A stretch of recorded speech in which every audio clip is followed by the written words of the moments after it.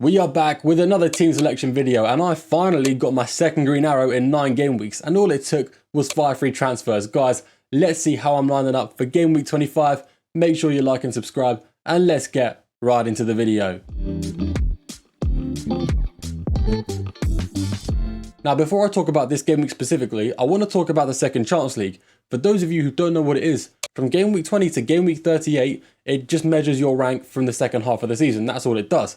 And as someone who used my wildcard in game week 18, I should technically be really high in this league because I used my wildcard quite late. I basically used it at the beginning of the Second Chance League. But I currently sit outside the top 5 million in the Second Chance League. And before last game week, it was 9.5 million. Technically speaking, in the second half of FPL this season, taking my advice is the worst thing a human being could possibly do. You know, aside from joining the SS in the early 1940s, you know, my year 10 history GCSE ballers, make yourself known in the comments. You know what I'm talking about. But this game week, I managed to make a charge for the top 6 million, and I couldn't be happier after using 5 free transfers, even though there was a lot of threats to my rank and I've gone quite differential. You know, Enzo, Pedro, Haaland, not my captain, Semenya, Mukiel, they all hurt me. And in theory, I should have had a bad week because all these high-owned assets did really well. But my differentials were better. Even though I sold Ekatike for a brace, I don't care. Who needs Ekatike when you have Creepy Jr.? As for Cole Palmer, absolute letdown. More XG than Pedro, more XG than Enzo, and he's still got less points. Absolute disaster class. If he doesn't get a goal in game week 25, that's it. That's what we're making the video for. If he doesn't get a goal next game week, he will have gone a whole year without an open play goal. Now, I'm kind of regretting my decisions. You know, my decision to bring him in seems quite, you know, like a bad idea in hindsight. But I had the right idea because he got the most XG. He should have scored, but he didn't.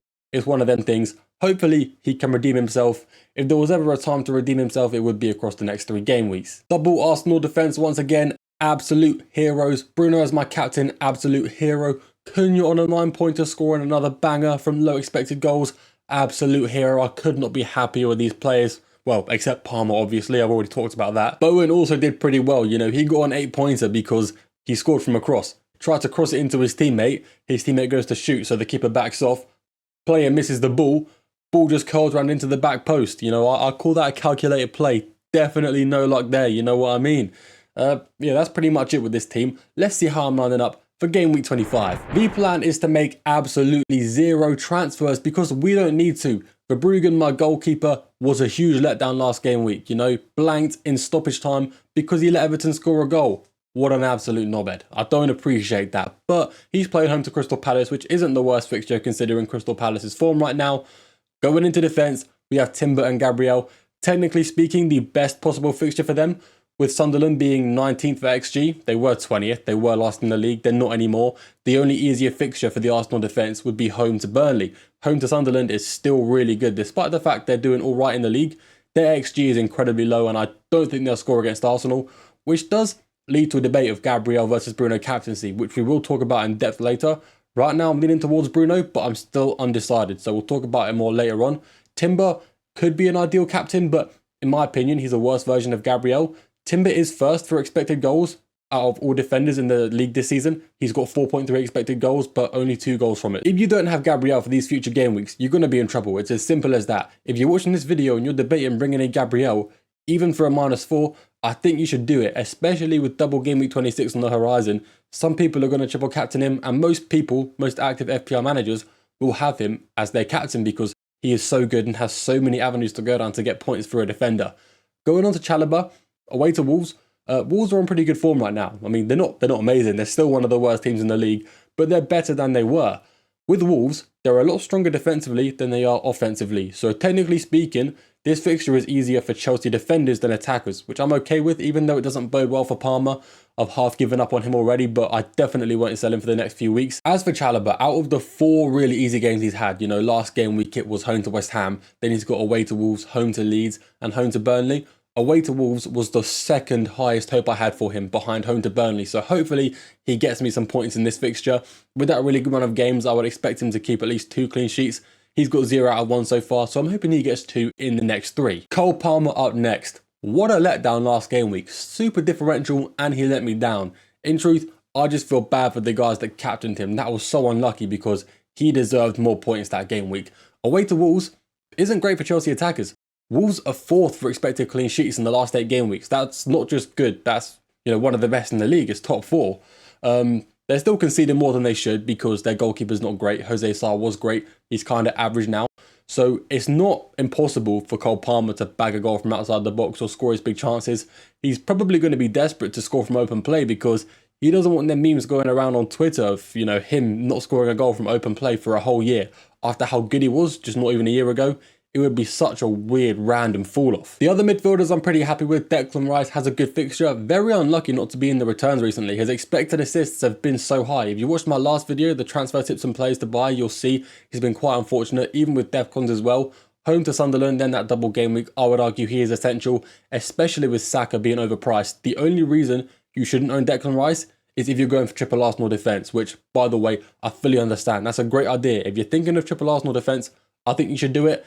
But I prefer Rice more because, you know, once again, like Gabriel, so many avenues to go down to get points despite being a defensive player. As for Bruno Fernandes, currently leaning towards him as my captain, home to a fairly poor Tottenham side. They're not awful, like they have good games and bad games, they're hard to predict. But once again, we'll analyse this captaincy in more detail later in the video.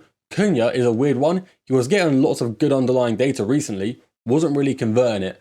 Now he's not getting a lot and he's scoring banger after banger. He's got 3 returns in his last 3 games. I think it's 4, 9 and 9. And he's only started one of those games. I think it's highly unlikely he doesn't start next game week. And even if he doesn't start, he's probably going to get a goal involvement anyway. You know, he's such a good player to own. He did it at Wolves as well. Like, I remember when he played at Wolves a couple seasons ago, I'd never own him because he had low expected goals. And I didn't like owning players who had low expected goals, but he would keep scoring week in, week out anyway because he's that type of player. He's such a good finisher. He can score from nearly any angle, which is why I love owning him. But when the fixtures get tough, I will probably look to sell him anyway because he's not one of them players like Bruno where you can hold him through any game. He's a player you'd switch out when he's got bad fixtures and switch in when he's got good fixtures. With the front 3, Haaland plays away to Liverpool and he's on awful form. With Marmoush bagging loads of goals in the midweek, there's this, you know, scary thought for Haaland owners that he may not even start in the Premier League. Does he become the backup striker? I personally think there's no way Haaland becomes the backup striker. Yeah, sure, in the short term, Pep could maybe benefit a little bit from benching Haaland while he's on some bad form. But if you bench Haaland for the rest of the season for Marmoush, Haaland hands in a transfer request. He's not a player that's going to sit there and take low minutes in any team. Like, he'll be gone. And Pep knows that. He's not an idiot. So I'd be very surprised if Haaland ever became second choice. He will get rested now and then. But for a game away to Liverpool, I feel like you cannot bench Haaland because that's just going to create a bad relationship between the manager and player. But if there's any manager who's not cared about having a bad relationship with a player, it is Pep. So we'll see. How much does he value Haaland? I would say quite a lot, so I reckon he'll start. But either way, he's not my captain, and he will probably negatively affect my rank because the FOMO of going against Haaland is still quite scary despite his really poor form. Creepy Jr., absolute hero. 4.5 million. I can't complain if he blanks. Like, he returned last game week, although I did, you know, downgrade Ekatike to Creepy Jr. so Palmer could do well. As long as one of them's doing well, I don't care. Last game week, I thought it would be Palmer doing well and Creepy with a low chance of returning, but it was the other way around. So if at least one of Creepy or Palmer does well, I'm not too fussed. I'd expect it to be Palmer, and then Creepy can just sit there collecting a couple blanks because, you know, he's only 4.5 million. I don't mind. But Palmer really needs to step up his game. Jared Bowen playing against the worst defence in the league. I'm so hopeful for him. He's finding some good form, if you can count him scoring from across good form. So I'm happy with him this game week. He's got a few more good fixtures left. But when the Brentford fixtures get good, I'm going to want to go Bowen to Thiago straight away, without hesitation. Looking at the odds for this game week from Solio, Rob T, FPL, absolute legend, follow him on Twitter. The Arsenal clean sheet odds do not surprise me. In fact, I think they should be higher. But Fulham, I didn't expect them to be so high. If you ask me, I think the 3 most likely teams to keep a clean sheet is obviously Arsenal, then followed by Chelsea and West Ham. I know it sounds weird to put West Ham that high, but their defence hasn't been awful recently. They've still been conceding, but not a lot. The underlying data also backs it. And they're playing against the worst team in the league. But yeah, Fulham's still decent clean sheet odds. I just didn't expect it to be second above the likes of Chelsea and West Ham. As for total goals, 2.3 for Arsenal. I think they'll probably score more. Even though they faced Sunderland last time, they dropped 2 points and they drew 2-2. They dominated the game and Sunderland had 0.5 XG but managed to score 2 goals. But yeah, this time round I see a 3-4-0 thrashing. As for Man United, I expected them to be around the 2-goal mark, to be honest. Home to Tottenham, still a really easy fixture. But for some reason, Tottenham are sometimes really good defensively. Like underlying data wise, I think they're 6th for expected clean sheets or expected goals conceded, one of those two. So on paper across the entire season, they've got a really good defense, but they're on bad form while Manchester United are in the top 3 for expected goals. So they're always going to be able to output loads of goals, especially with the form Bruno's on. He's got 12 assists this season, I think. Yeah. And he's only 9 away from breaking that assist record, which he could do. I mean, in his last 14 Premier League games, correct me if I'm wrong, I'm fairly confident in saying he's got all 12 assists in his last 14 Premier League games. The form he's on, he's averaging an assist nearly every game. You just cannot ignore that. He's so good. I'm also looking at Brighton and Newcastle clean sheet odds there, looking at the worst of a good bunch sort of area. I do think Newcastle clean sheet odds are quite good. There's a lot of you with Chow as a Newcastle defender, maybe a different Newcastle defender. I think they're worth starting unless your bench is stacked and you've got 11 players better than your Newcastle defender. I think people like Thiaw or Hall are really good to start. Even though it says only 29%, their defense is like top 3 this season. It's really strong. And Brentford aren't on the best form right now. Playing away to Newcastle was never easy for anyone. And they're just off the back of a fairly poor game against Aston Villa. Even though they technically won 1-0, they still played really poorly. And I think your Newcastle defenders could be quite good this game week.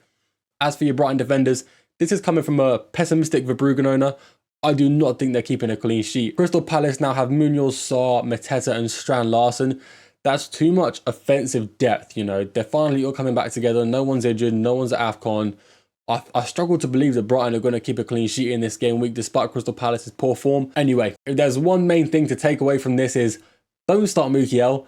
Don't start your Sunderland players. I don't care how well they did playing home to Burnley. Playing away to Arsenal is the complete opposite end of the spectrum and you will not get any points from those players. And obviously, if you have Arsenal players, you don't need me to tell you this, but make sure you're starting them. Maybe even consider captaining them. Speaking of captaincy, let's start with Gabriel. Now, looking at Gabriel, his positioning is quite offensive. For a centre-back, you wouldn't expect this. But if you watch Arsenal play this season, the centre-backs, both Saliba and Gabriel, make a few forward runs. His positioning is mainly, obviously, in that left centre-back position, but he gets quite hurt up the pitch as well. And obviously, he is sometimes in the box for set pieces. So his positioning is quite good, quite offensive for a left centre-back. Looking at his underlying data, goal threat, it's a 4 out of 10. But for a centre-back, 4 out of 10 is pretty good. You know, 0.2 expected goals per 90 is very strong. And he's averaging more shots in the box per 90 than Kruppi Jr. and Mane. So, you know, he's got every chance to get a return against the poor Sunderland side. With his DEFCONs, it's all right. Like, home to Sunderland, though, I don't expect him to get DEFCONs. Like, this is me just going off a hunch here, but Sunderland are a very poor attack. I don't think they're going to be going forward much at all, which just doesn't leave a lot of options for Gabriel to get DEFCONs. But I could be wrong. I don't know how the matchup is going to go. Sunderland could turn out to be really strong and I've misinterpreted the fixture. The way I see it, Gabriel is almost definitely going to get a clean sheet and probably not going to get DEFCONs. So all that's left to look at is the goal threat, you know, because if he gets a clean sheet and a goal or an assist, it's amazing. Great captaincy haul. If he only bags 6 points from a clean sheet, maybe let's say he gets 1 bonus point, it's not the best, is it? Like, if we look at the key matchup stats here, Sunderland are actually 18th for XG. I said 19th, that's my bad, I was wrong. The issue is, Sunderland is 2nd for set pieces conceded excluding penalties. So corners and free kicks, which Arsenal are so good at, Sunderland are good at defending. Now, it's worth noting Sunderland are tied 2nd with like 3 or 4 other teams. The only team that's better is Brentford. So set pieces, while they're Arsenal's strong point and they've got 15 goals from set pieces excluding penalties, they're still against a team that can defend them quite well. And as for Sunderland in general from open play, or just in general, they're mid-table for expected goals conceded. They're all right, they're not awful, they're not amazing. So in terms of going forward, not a lot of hope for Gabriel in my opinion. In terms of DEFCONs, not a lot of hope. In terms of bonus points, maybe a small hope. In my opinion, he probably gets 6 to 8 points. And while that's a very high floor, very safe for points, I don't think his ceiling is incredibly high. With that being said, he could back a goal in any fixture. That's why I don't have him as my captain, because I just don't see him scoring a goal. I don't see him getting DEFCONs. Whereas Bruno, right now, the possibilities seem endless. We're looking at his heat map or his positioning since Carrick's taken over, so it's quite recent. He's rarely ever in his own half. He's on the left, he's on the right, he's down the centre. He's doing everything. His underlying data for goal threat is actually terrible. It's worse than Gabriel's. It's worse than his centre-backs. Despite this data being taken from when Carrick just took over, his goal scoring data was a lot better under Ruben Amorim. 0.1 XG per 90, not great. But Bruno is on penalties, so that could easily change. Not to mention, he is so good at range. You know, he can score from outside the box in any fixture. And Tottenham, they've conceded, several goals outside the box, and Vicario is nothing special, so that could happen. Who knows? Creative potential is absurd on another level, and he's all right for DEFCONs too. Not as good as he was, but 8.2 per 90 is definitely nothing bad. 0.4 expected assists per 90 as well, doesn't seem that high, but it's the highest in the league by a long shot. 1.9 big chances created per 90, ridiculous. The assists are coming through. He's a creative genius, and most of these assists, sure, they're coming from set pieces, but the set pieces aren't going to stop. Harry Maguire's still playing, Casemiro's still playing, Sesko's still playing. Tall players that can bang a header from nearly every set piece, and Bruno's so good at taking them. Looking at the key matchup stats, the main decider between Bruno and Gabriel is the fact Spurs have 6 key players injured. I'm not going to list them off to you, but you can check. They've got a lot of good players injured. Romero and Van de Ven are actually knocks at the moment, so they could be back, but they have a lot of injuries. The issue is, they're also tied second for set piece goals conceded, and that matters because Bruno has been getting a lot of assists from set pieces lately. We don't want to face teams that are good at defending set pieces, and like I said earlier, they're 6th for expected goals conceded. A fairly strong defence on the whole, even from open play. So do I want to captain a player who's against this team? Well, yes and no. Spurs on a bad day are really bad, but Spurs on a good day can be quite good, so it all depends if Bruno catches them at the right time.